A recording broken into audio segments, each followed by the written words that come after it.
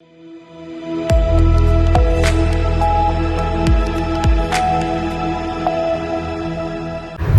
के बाद रुक करेंगे यूपी बुलेटिन की ओर, जिसमें बात होगी अमरोहा की, जहां हाजी नासिर फारूक एडवोकेट के नेतृत्व में जनपद न्यायालय के मुस्लिम अधिवक्ताओं ने डीएम कार्यालय पहुंचकर राष्ट्रपति के नाम ज्ञापन सौंपा। साथ ही बात होगी चंदौली की, जहां एक महिला ने अपने पहले पति की मौजूदगी में प्रेमी के साथ हिंदू रीति रिवाज से विवाह कर लिया। ऐसी तमाम खबरों पर विस्तार से डालेंगे नजर। अमरोहा में मंगलवार को हाजी नासिर फारूक एडवोकेट के नेतृत्व में जनपद न्यायालय के मुस्लिम अधिवक्ताओं ने डीएम कार्यालय पहुंचकर राष्ट्रपति के नाम ज्ञापन सौंपा। ज्ञापन में उन्होंने कावड़ यात्रा मार्ग पर स्थित शराब की दुकानों को बंद रखने, डीजे का प्रयोग निर्धारित मानकों के अनुसार कराने तथा ध्वनि प्रदूषण संबंधी सुप्रीम कोर्ट के दिशा निर्देशों का सख्ती से पालन सुनिश्चित कराने की मांग की। साथ ही उन्होंने कहा कि केवल उन्हीं स्थानों की मीट की दुकानें बंद कराई जाए जहाँ से कावड़ यात्रा गुजरती है, जबकि अन्य क्षेत्रों की दुकानों को बंद न कराया जाए। जी, आपका शुभ नाम? हाजी नासिर फारूक एडवोकेट। आज जो ज्ञापन दिया है कलेक्ट्रेट में, वो क्या है मामला पूरा? हमने महामहिम राष्ट्रपति जी के माध्यम से सभी उत्तर प्रदेश के जिलाधिकारियों को अवगत कराया है कि सुप्रीम कोर्ट की गाइडलाइन है, उसके हिसाब से कांवड़ जो आज शुरू हो रही है उसको दिशा निर्देश करने के लिए ये हमने ज्ञापन सौंपा है, जो जिलाधिकारी जी के माध्यम से, कि एक तो डीजे के जो मानक हैं, ध्वनि मानक, वो मानकों के अनुसार बजे, जिससे हार्ट पेशेंट, स्कूल, विद्यालयों को कोई परेशानी ना हो। और दूसरा एक पॉइंट ये था कि शराब वाला जो मसला है कि जहाँ जहाँ से कांवड़ गुजरे वहाँ शराब की दुकानें पूर्ण रूप से बंद हो। और तीसरा एक हमारा जो पिछले उसमें भी हमारा एक पॉइंट था, हमने पीछे भी एक ज्ञापन दिया था डीएम साहब को कि जो मांस की दुकानें हैं सिर्फ वो बंद हो जहाँ से कांवड़ गुजरता है, जहाँ कांवड़ नहीं गुजरता वो दुकानें ना बंद कराई जाए। डीएम साहब ने आपको क्या आश्वासन दिया? डीएम साहब से मुलाकात नहीं हो पाई है। पिछले ज्ञापन में आश्वासन उन्होंने दिया था कि कांवड़ जहाँ से गुजरेगा सिर्फ वही दुकानें बंद होंगी। अच्छा, अगर आपकी मांगे नहीं मानी जाती तो आगे कदम क्या होगा? अगला रुख हमारा हाई कोर्ट है, अगर हमारी मांगों पर विचार नहीं किया गया, क्योंकि सुप्रीम कोर्ट की गाइडलाइन है ये सब चीज़ें। हम रमज़ान का महीना हमारी आस्था का महीना है।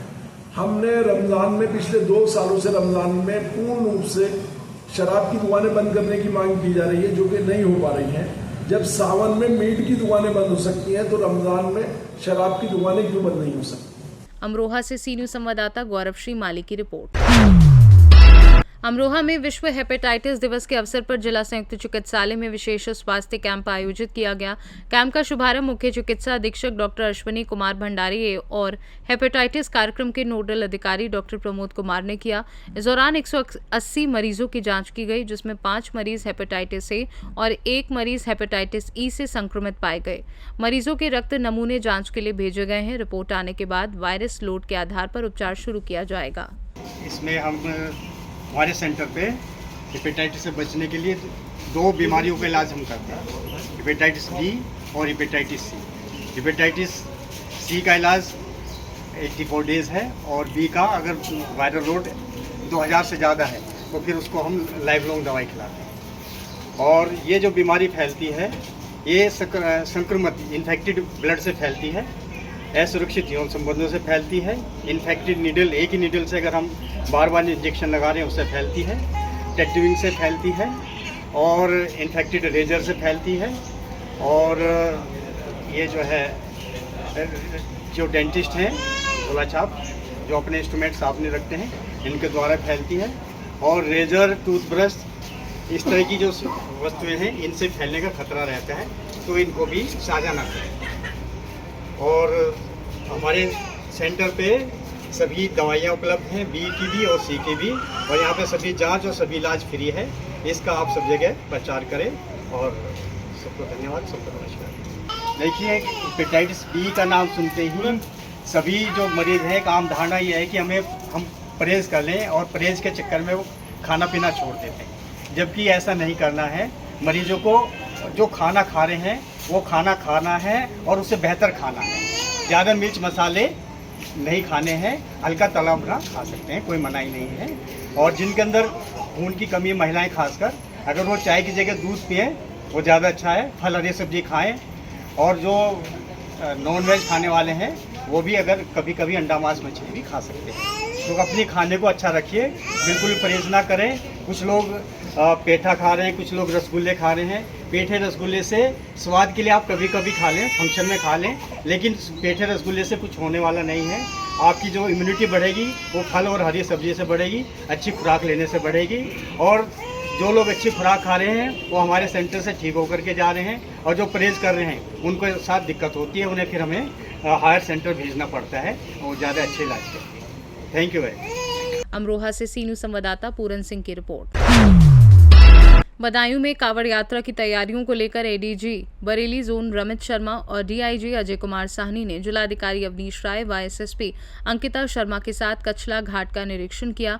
अधिकारियों ने श्रद्धालुओं की सुरक्षा, यातायात, बैरिकेडिंग, स्वच्छता, पेयजल और प्रकाश व्यवस्था को समय से पूरा करने के निर्देश दिए। जिलाधिकारी ने बताया कि यात्रा को सुचारू रूप से संपन्न कराने के लिए सेक्टर और जोन व्यवस्था लागू की गई है तथा सीसीटीवी निगरानी, कंट्रोल रूम और रूट डायवर्जन की व्यवस्था की गई है। उन्होंने श्रद्धालुओं से प्रशासन के निर्देशों का पालन करने की अपील की है। ये इस वर्ष 2026 में कांवड़ यात्रा को सुरक्षित और सकुशल रूप से और सुगमता के साथ संपन्न कराने के लिए बदायूं पुलिस के द्वारा और बदायूं प्रशासन के द्वारा अथक प्रयास किए जा रहे हैं। इसी क्रम में आज सावन माह शुरू होने से पहले मेरे द्वारा डीआईजी बरेली साहब के साथ और डीएम और एसएसपी बदायूं के साथ में कछला घाट का निरीक्षण किया गया था। वहाँ जो तैयारियाँ की जा रही हैं, क्योंकि सभी कांवड़िया जो आएंगे जल वहीं से उठाएंगे, तो उसकी तैयारियों का निरीक्षण किया गया और जो बिल्कुल फाइनल स्टेजेस पे है उसमें और जो चीज़ें हैं उनको देखा गया है। साथ ही साथ रूट का भ्रमण करके देखा गया है और यहाँ पे सभी थानाध्यक्षों के साथ में बैठक करके जो मुख्य बातें हैं, जिस प्रकार हम लोग इसको बहुत सुरक्षित ढंग से संपन्न करा सकें और इसमें और सहूलियत, कांवड़ में जो लोग श्रद्धालु जा रहे हैं उनके लिए और सहूलियत हम लोग किस प्रकार कर सकते हैं, इसके लिए आज गहन बैठक हुई है सबके साथ में। और बदायूं पुलिस कटिबद्ध है एक अच्छे कांवड़ को कराने के लिए। ये पिछली बार की अपेक्षा इस बार कुछ अलग से व्यवस्था की गई है? कुछ इस बार जो अलग व्यवस्था है उसमें घाट के ऊपर जो फ्लोटिंग बैरिकेड्स हैं वो लगाए जा रहे हैं, बोट्स रहेंगी वहाँ पे, प्रशिक्षित गोताखोर भी लगाए जा रहे हैं वहाँ पे, तो लोकल गोताखोर हैं उनकी सहायतार्थ प्रशिक्षित गोताखोर भी रहेंगे। सोशल मीडिया पे विशेष निगरानी रहेगी और हर किलोमीटर, हर मील पर एक पुलिस की पिकेट और पुलिस की पेट्रोलिंग की व्यवस्था की जा रही है, जिससे कि हमारे को और अल्प समय में हमारा रिस्पांस और अच्छा हो सके। अल्प समय में किसी भी सहायता की किसी को आवश्यकता है तो जानकारी हो और जल्दी से जल्दी लोग पहुँच सकें और साथ ही साथ सुगमता के साथ सुचारू रूप से मूवमेंट हो सके। बदायूं से सी न्यूज़ संवाददाता आकाश तोमर की रिपोर्ट। बलिया के गढ़वाल क्षेत्र स्थित श्री जंगली बाबा धाम में संत शिरोमणि श्री जंगली बाबा के परिनिर्वाण शताब्दी महोत्सव के अवसर पर श्री हरिहरात्मक महायज्ञ और श्री कृष्ण कथा का आयोजन किया जाएगा। ये धार्मिक कार्यक्रम 28 अक्टूबर से 7 नवंबर तक आयोजित होगा, जिसमें वृंदावन के श्री पुंडरीक गोस्वामी जी महाराज श्रद्धालुओं को श्री कृष्ण कथा का रसपान कराएंगे। श्री जंगली बाबा धाम सेवा ट्रस्ट के नेतृत्व में होने वाले इस आयोजन में देश भर से संत महात्माओं के पहुंचने की संभावना है। आयोजकों के अनुसार महायज्ञ और कथा के माध्यम से समाज में सुख, शांति और धर्म और आध्यात्मिक चेतना का संदेश दिया जाएगा। जी, हमारा आचार्य श्री राहुल उपाध्याय नाम है। मैं संत श्री जंगली बाबा धाम के एक सेवक रूप में, एक संयोजक और वहाँ के प्रबंधक रूप में वहाँ स्थापित हूँ। जी, कैसे कार्यक्रम का आयोजन होने वाला है, क्या तारीख है और क्या संदेश है इसका? जी, सबसे पहले तो जिसने भी दर्शन इसको जो भी देख रहे हैं चैनल के माध्यम से, मैं उन सबको जो है धन्यवाद देना चाहूँगा। और ये जो है संत श्री जंगली बाबा जी महाराज, जो कि बहुत ही अद्भुत संत रहे हैं, उनके समाधि का यानी कि उनके निर्वाण का 100 वर्ष पूर्ण होने जा रहा है। 1926 में जंगली बाबा जी महाराज गणवार में जो समाधि लिए थे और यह जो है 100 वर्ष की संपन्नता पे बहुत ही विशाल यज्ञ, उनके निर्वाण दिवस पे महामहोत्सव पे बहुत ही विशाल यज्ञ, उस यज्ञ का नाम है श्री हरिहरात्मक महायज्ञ। और इस यज्ञ में 54 कुंड स्थापित हो रहे हैं और यह हमारे समझ से जिले में प्रथम बार 54 कुंडीय श्री हरिहरात्मक महायज्ञ का आयोजन किया जा रहा है। और इस यज्ञ की जो तिथि है दिनांक 28 अक्टूबर से लेकर के 7 नवंबर 2026 तक जो है सुनिश्चित किया गया है। इसमें देखिए भारत के बहुत ही उच्च कोटि के वक्ता ऋषिजन तपस्वी जन आ रहे हैं। सबसे पहले तो हमारी पूज्य श्री शंकराचार्य जी भगवान से वार्तालाप हुई है, जो पुरी वाले शंकराचार्य स्वामी निश्चलानंद सरस्वती जी महाराज हैं, उनसे हम लोग वार्तालाप में गए थे। उन्होंने आश्वासन दिया है हम लोग अभी श्रावण मास में जाएंगे, उनका डेट भी सुनिश्चित करेंगे।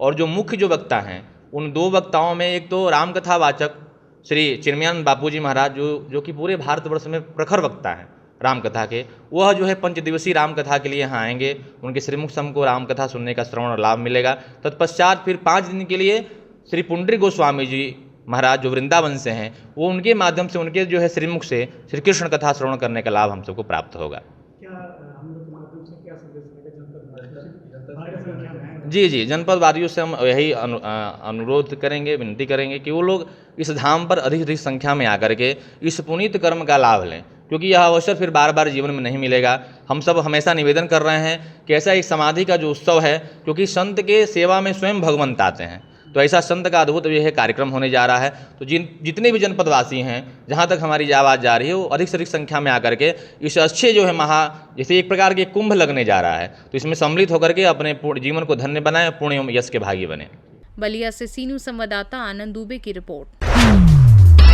बलिया के पियारिया क्षेत्र स्थित नीलम ज्ञानदीप कॉन्वेंट स्कूल में सैनिक स्कूल और जवाहर नवोदय विद्यालय प्रवेश परीक्षाओं की तैयारी के लिए विशेष कक्षाओं का संचालन किया जा रहा है। विद्यालय के डायरेक्टर एवं मार्गदर्शक अरुण सर के निर्देशन में विद्यार्थियों को बेहतर शिक्षण, नियमित अभ्यास, समय प्रबंधन और कॉन्सेप्ट क्लियरिटी पर विशेष ध्यान दिया जा रहा है। उन्होंने बताया कि पिछले सत्र की सफलताओं से प्रेरणा लेते हुए इस बार शिक्षण व्यवस्था को और अधिक बेहतर बनाया गया है।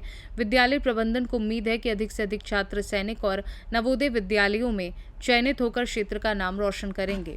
जी, मैं अरुण सर, अरुण कैंपस नीलम ज्ञानदीप कॉन्वेंट स्कूल पियरिया से आप सभी दर्शकों को सादर प्रणाम, नमस्ते जी। एकेडमिक में क्या क्या चल रहा है नीलम ज्ञानदीप कॉन्वेंट स्कूल? जी, हमारे यहाँ नर्सरी टू 5 क्लासेस चलती हैं एकेडमिक के लिए, और 6 और 9th का हम लोग नवोदय सैनिक की तैयारी कराते हैं। अभी आप लोग किस तरह से सैनिक के स्कूल और नवोदय की तैयारी? देखिए, हम लोग प्रतिदिन प्रैक्टिस सेट कराकर, मंथली ओमार सीट पर पेपर करा के और वीकली टेस्ट कराकर बच्चों को तैयार करते हैं, जो बच्चे जाकर प्रवेश परीक्षा देकर बेहतर प्रदर्शन कर पाएं। तो पिछले बार आपने रिजल्ट दिया था सैनिक नवोदय विद्यालय में, उससे इस बार की क्या तैयारियां चल रही है? देखिए, पिछले बार तो काफ़ी कम समय मिला हम लोग को। इस बार पूरी प्लानिंग के साथ हम लोग टारगेट बैच भी चला रहे हैं, और टारगेट बैच चलाकर एक बेहतर प्रदर्शन करके सर्वाधिक रिजल्ट इस सेशन में प्राप्त हो और बच्चे हमारे अधिक से अधिक सफल हों, ये हमारा लक्ष्य है। जो बच्चे आपके यहाँ नहीं पढ़ रहे हैं उनके लिए क्या आपका सजेशन है? देखिए, जो बच्चे नहीं पढ़ रहे हैं उन बच्चों से मैं कहना चाहूँगा रेगुलर पढ़ें। यदि आप भी नवोदय सैनिक का तैयारी कर रहे हैं तो प्रतिदिन अभ्यास जरूर लगाएं, प्रैक्टिस सेट लगाएं, प्रीवियस ईयर के क्वेश्चन लगाएं और एक सिलेबस के अकॉर्डिंग नियमित रूप से तैयारी करें, जिससे कि आपको सफलताएं प्राप्त हो सके। अरुण सर, सैनिक स्कूल और नवोदय विद्यालय की सफलता के लिए कैसे आप बैच चला रहे हैं? क्या उसका प्रिपरेशन है? किस तरह से क्लासेस चलती है? क्या सुविधाएं? बिल्कुल, उसके लिए हम एक टारगेट बैच चला रहे हैं जो 2027 में एग्जाम होना है। उसके लिए प्रतिदिन हम लोग अभ्यास कराते हैं, प्रैक्टिस सेट देते हैं बच्चों को। खुद मैं स्वयं बनाता हूं और रोज उसका मूल्यांकन होता है कि बच्चों में प्रतिदिन कितना सुधार हो रहा है, और फिर उसको साप्ताहिक एक टेस्ट ले जाता है। एक सप्ताह में हमारे बच्चे कितना सीखे हैं और उन क्या क्या सिखाया जाए कि अच्छा प्रदर्शन कर पाएँ। उसके लिए एक पूरी प्री प्लानिंग के साथ आवासीय व्यवस्था भी है हमारे यहाँ। पूरे एक सिस्टमेटिक प्लान के साथ तैयारी कराया जाए और सितंबर तक हमारा कोर्स खत्म हो जाएगा। अक्टूबर से ओनली प्रैक्टिस कराएंगे ओमार सीट पर, और जो डाउट रहेगा बच्चों को कराया जाएगा।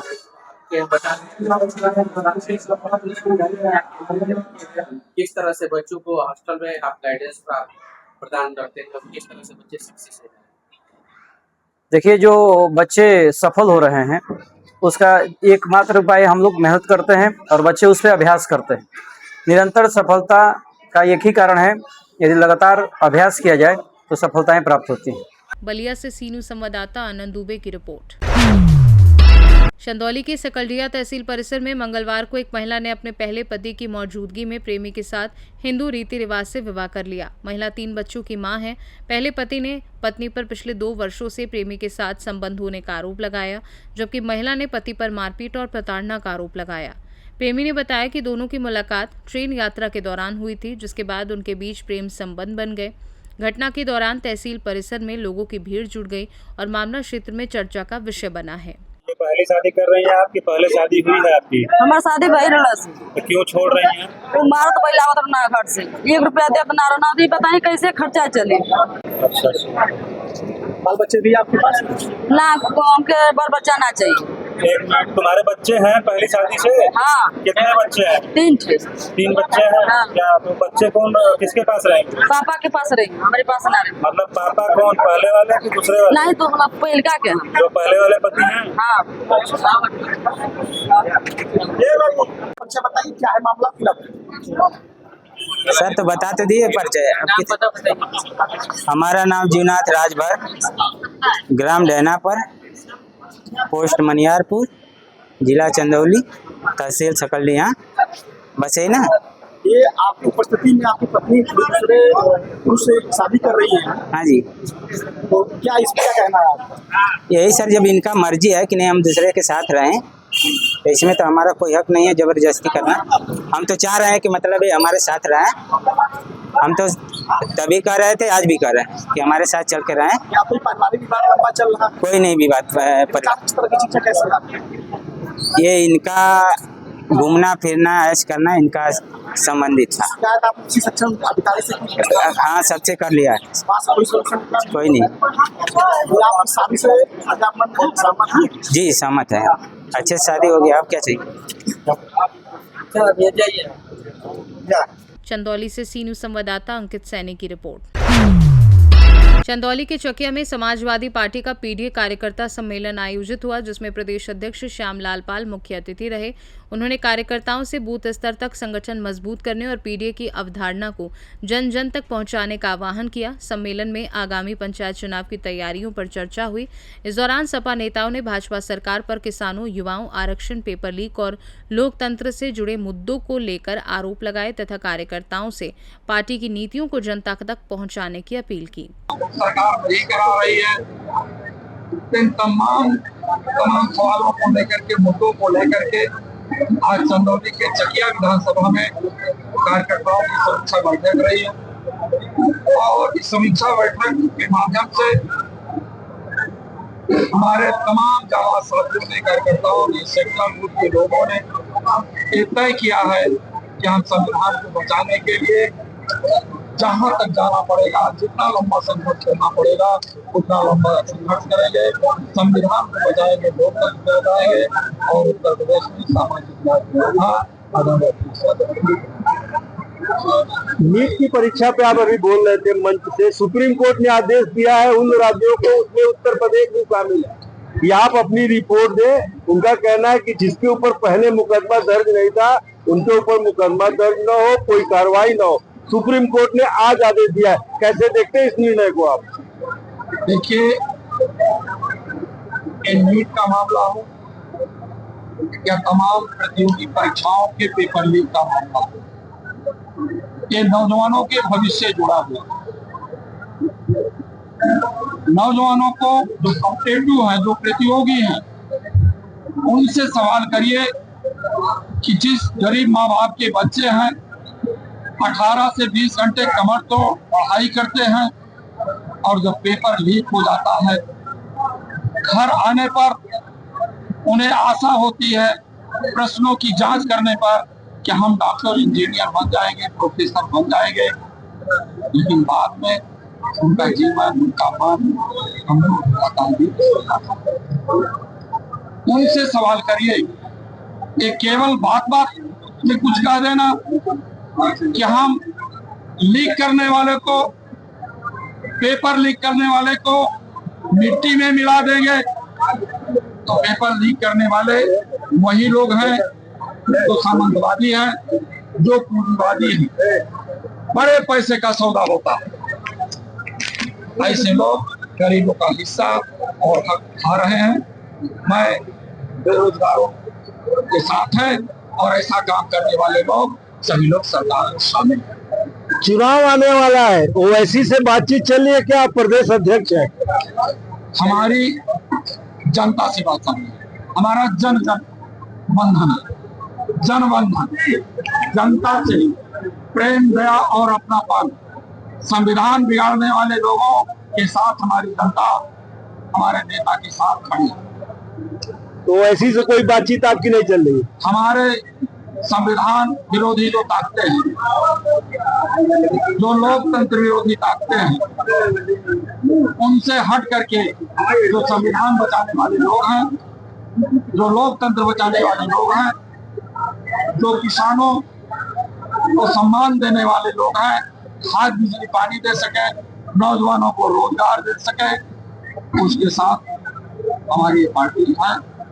और ऐसे लोगों के साथ कतई नहीं जाएगी, ऐसे लोगों के विचारों के साथ कतई नहीं रहेगी जो वास्तव में लोकतंत्र। आखिरी प्रश्न, धर्मेंद्र प्रधान के इस्तीफे के बाद कुर्मी जाति के लोग, ऐसा मानना है, उनका कहना है कि समाजवादी पार्टी का विधानसभा में हो सकता हो विरोध करे, तो आप उसको कैसे देख रहे हैं? क्योंकि वो सरदार वल्लभ भाई पटेल आरएसएस पर देल है।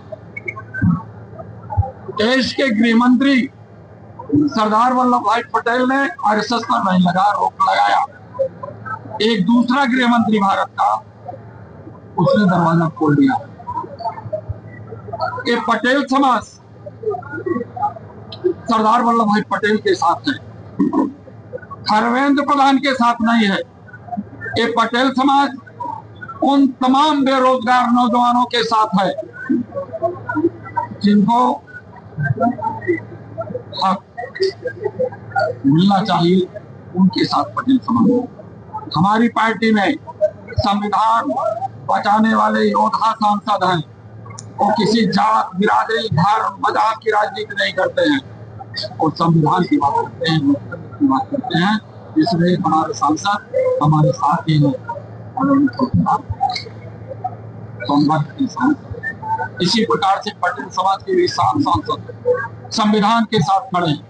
मौर्य समाज के 2 सांसद संविधान के साथ खड़े हैं। पारसी समाज के सांसद संविधान बचाने के लिए खड़े हैं। इस सामाजिक न्याय की लड़ाई, सामाजिक न्याय के योद्धा आदरणीय का साथ दे रहे हैं।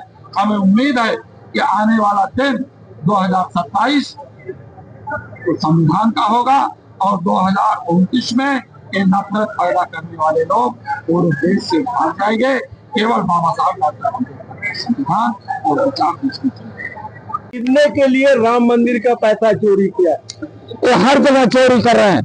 संविधान की चोरी, लोकतंत्र पर हमला, खेती बाड़ी का चोरी, चढ़ावा का चोरा और चोरी, और चंदा की चोरी, जमीन में कमीशनबाजी। अयोध्या में क्या क्या नहीं हुआ, अरे कौन लोग किए हैं? ये सब भारतीय जनता पार्टी के ही लोग ही किए हैं। पेपर लीक का मामला भी वही लोग करते हैं। तो जो राम मंदिर में चढ़ावा मामला है, यहाँ चोरी हुआ, वो सांसद को खरीदने के लिए हुआ। हर काम को करने के लिए, अपने आप को मजबूत होने के लिए, उसमें चंद लोगों को मजबूत कर रहे हैं। ये चढ़ावा चोरी का पैसा गांव में दे देते बिजली के लिए, कॉलेजों की फीस सस्ती कर देते, लोगों की दवाई हो जाती, इलाज हो जाता। लेकिन ये पैसा जा कहाँ रहा? ये किसानों की बिजली क्यों नहीं मिल पा रही है?